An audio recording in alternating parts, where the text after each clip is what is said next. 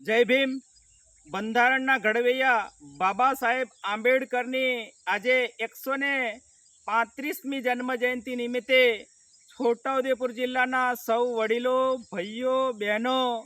અને મારા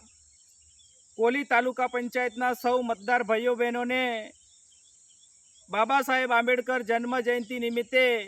આપ સૌને હાર્દિક શુભકામના પાઠવું છું। જે રીતના ભારત દેશ આઝાદ થયો ને બંધારણની જરૂર પડી, દેશને વ્યવસ્થિત ચલાવવા માટે એક નીતિ નિયમો બંધારણ જોઈએ, એનો આપણા દેશના રાજકીય નેતાઓ, અલગ અલગ દેશોના શુભચિંતકો, રાજકીય વિશ્લેષકો, તજજ્ઞોને માર્ગદર્શન લીધું અને અલગ અલગ દેશોનું સલાહ સૂચન કર્યા બાદ આપણા દેશમાંથી બાબા સાહેબ આંબેડકરનું નામ આવ્યું અને બાબા સાહેબ આંબેડકર બંધારણ ઘડવા માટે 2 વર્ષ 11 મહિના અને 18 દિવસ જેવો સમય લીધા પછી દેશને ચલાવવા માટે એક વ્યવસ્થિત બંધારણ ઘડ્યું અને આ બંધારણ થકી આપણા દેશની અંદર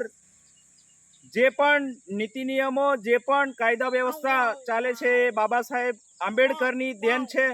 અને બાબા સાહેબ આંબેડકરે એક આઈડલ છે। આદિવાસી સમાજ,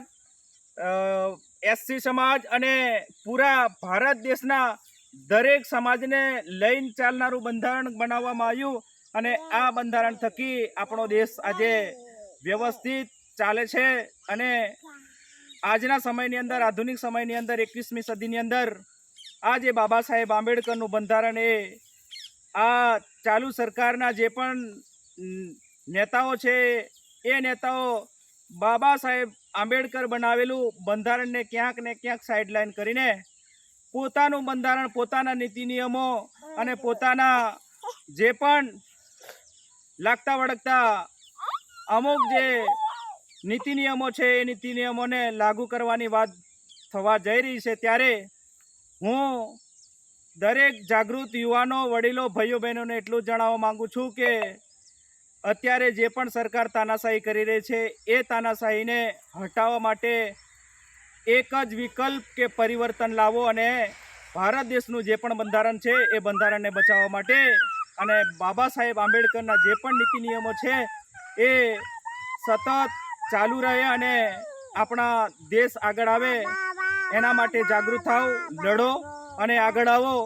વરસણ રાઠવા, છોટાઉદેપુર તાલુકા પ્રમુખ, આમ આદમી પાર્ટી।